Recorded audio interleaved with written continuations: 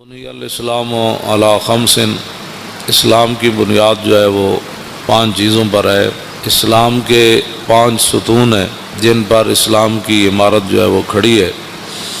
Number 1 شہادت اللہ الہ الا اللہ وان محمد رسول اللہ۔ نبی علیہ الصلوۃ والسلام نے فرمایا کہ اسلام کی بنیاد 5 چیزوں پر رکھی گئی ہے، ان میں سے پہلی چیز ہے لا الہ الا اللہ محمد رسول اللہ، اور دوسری چیز نماز پڑھنا، اور تیسری چیز روزہ رکھنا، اور چوتھی چیز زکوٰۃ دینا، اور 5ویں چیز حج کرنا جب کہ حج کی انسان طاقت رکھتا ہو۔ یہ اسلام کی 5 بنیادی چیزیں ہیں جن کو نبی علیہ السلام نے خود بیان فرمایا۔ اس میں سیدھا سادہ کوئی نہیں، سیدھی بات ہے، اسلام کی بنیادی 5 چیزیں ہیں۔ اور نبی علیہ الصلوۃ والسلام نے ارشاد فرمایا کہ ایک وقت آئے گا اذا اتخذ الفیء دولا، کہ لوگ قومی خزانے جو ہیں وہ مال غنیمت ایک عام دولت سمجھ کر لوگ کھا جائیں گے، اور میرے آقا مولا صلی اللہ علیہ وسلم نے فرمایا والغنیمت مغنما، اور لوگ مال غنیمت والغنیمت مغنما، غنیمت کو لوگ ایسے شیر مادر کی طرح لوگ کھا جائیں گے، والزکوٰۃ مغرما، اور حضور نے فرمایا ایک وقت آئے گا لوگ زکوٰۃ کو چٹی سمجھیں کہ جی یہ زکوٰۃ دیں گے تو پھر ہمارے پاس بچے گا کیا۔ اور اگلی بات جو ہے نا وہ یہ ہے کہ وَتُعَلِّمَ لِغَيْرِ الدِّينِ، حضور نے فرمایا کہ دین کے علاوہ لوگ علم حاصل کریں، دین چھوڑ کر لوگ کریں گے یہ بھی پڑھو یہ بھی پڑھو یہ بھی پڑھو یہ بھی پڑھو یہ بھی پڑھو یہ بھی پڑھو یہ بھی پڑھو۔ بلکہ حضرت زیاد بن حدیر فرماتے ہیں کہ نبی علیہ الصلوۃ والسلام تشریف فرما تھے تو حضور نے فرمایا کہ اس طرح کے واقعات ہو جائیں گے، اس طرح کے زلزلے آئیں گے، اس طرح کی مصیبتیں آ جائیں گی، طوفان آ جائیں گے، میری امت بے راہ کا شکار ہو جائے گی، اور اس وقت علم جو ہے وہ چلا جائے گا۔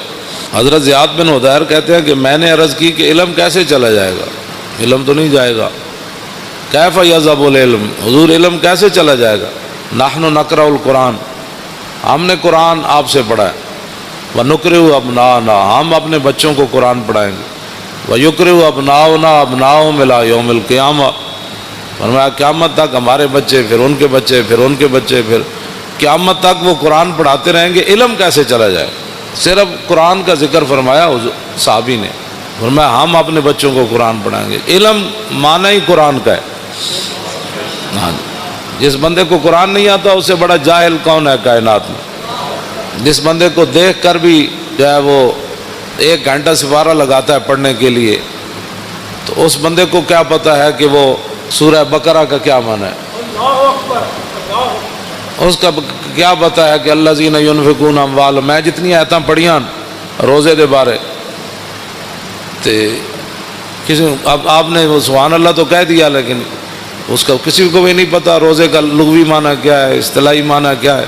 مجھ سے ایک بوڑھی عورت نے پوچھا مسئلہ، اس نے کہا کہ عورتوں کے جو خاص ایام ہیں اس میں روزے کی قضا ہوتی ہے، اس کی عمر 60 سال کے قریب ہو، تو میں نے کہا ہوتی ہے، اس نے کہا مجھے تو آج تک کسی نے بتایا ہی نہیں، میرے تو 60 سال کے اندر میرے اتنے بچے ہوئے، میری شادی ہوئی تو 14 سال 15 سال کے بعد تو میں بالغ ہوئی، تو اس کے بعد یہ جتنے بھی کم از کم جو ہے 46 سال بنتے ہیں، 46 سال کے اندر میں نے تو ایک بار بھی رمضان کے روزوں کی قضا نہیں کی۔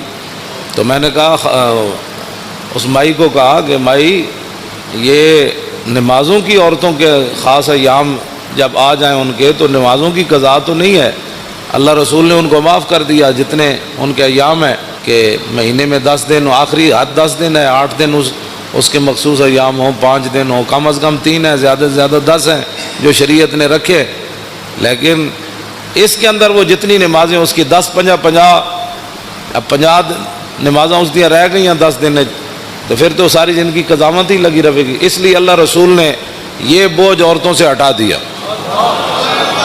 میں نے کہا روزے آتے ہیں صرف سال میں 1 بار، اور وہ زیادہ سے زیادہ 10 قضا ہوں گے، کم از کم 3 ہوں گے، ان کی قضا تو شریعت میں ہے۔ اس نے کہا میں نے تو نہیں کیے، تو میں نے کہا آپ نے نہیں کیے تو یہ تو آپ کا اپنا قصور ہے، آپ کریں۔ میں کہا اب کیسے کروں، 46 سال کے روزوں کی قضا کیسے کروں گی؟ یہ صورت حال ہے مسلمان. یہ پاکستان کی بات ہے.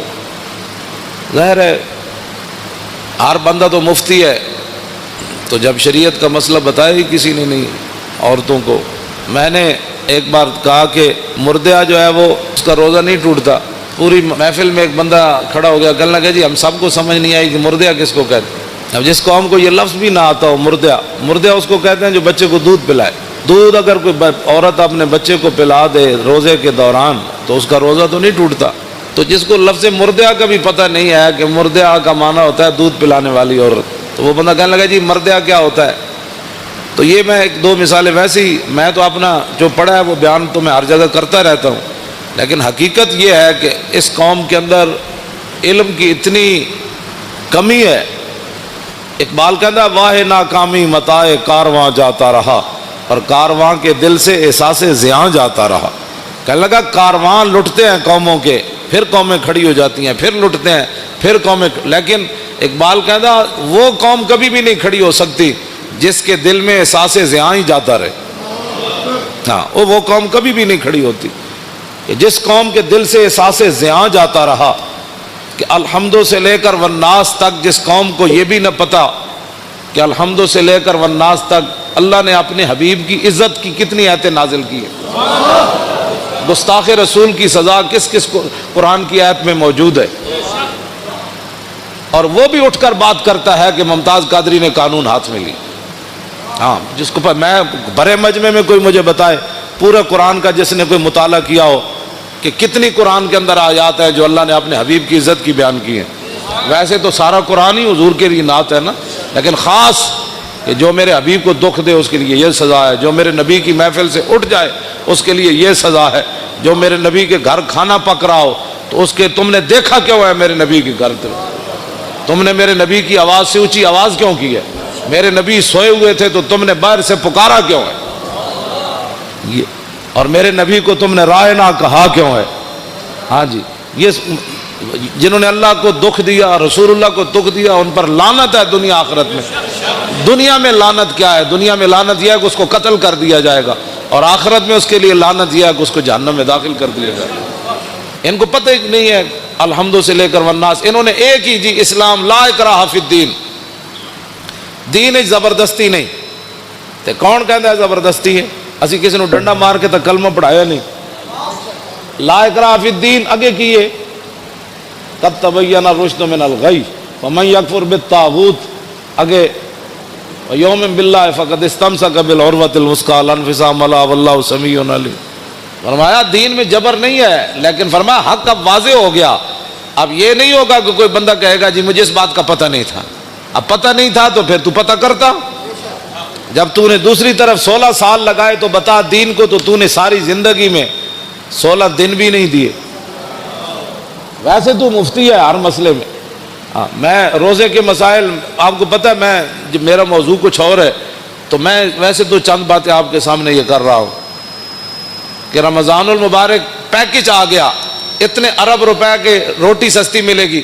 میں اگر روٹی سستی ملے یا نہ ملے، وہ تو پتھر بھی صحابہ نے باندھ کر اسلام کا کام کیا. 20 قسم کے کھانے کھانے کے بعد افطاری کے بعد پھر مسجدوں کا سروے کرو کہ مسجدوں میں کتنی صفیں ہوتی ہیں. یہ تو رمضان نہیں ہے نا کہ شام کو بھی اتنا سارا پیٹ بھر لینا اور سحری کے وقت بھی جناب دہی تے فلاں چیزیں کھا کے پھر سو جانا، اور پورے رمضان میں ایک سپارہ بھی انسان تلاوت نہ کر سکے. تلاوت خود کیا کرنی ہے، امام کے پیچھے سوا سپارہ کھڑے ہو کر وہ سن بھی نہ سکے. اگر کھڑا ہو گیا تو جمائیاں لیتا رہے، اور کھڑا ہو گیا تو جناب کھردیاں جناب کوئی 8 پڑھ کے جا رہا، کوئی 9 پڑھ کے 10 پڑھ کے جا رہا، کوئی 12 پڑھ کے جا رہا، کوئی جناب پڑھ کے جا رہا. بس امام جو میں اگر پیچھے کھڑا ہو جاؤں نا دوسری صف میں تو مجھے اتنا خوف آتا ہے کہ اللہ کا عذاب ان اگلوں کی وجہ سے میرے اوپر بھی نہ نازل ہو. یقین جانے ایسے لوگ نماز کے ساتھ حشر کرتے ہیں. کوئی پچھلیاں ٹنگا دو میں چاہی جا رہا سجدے جا کے.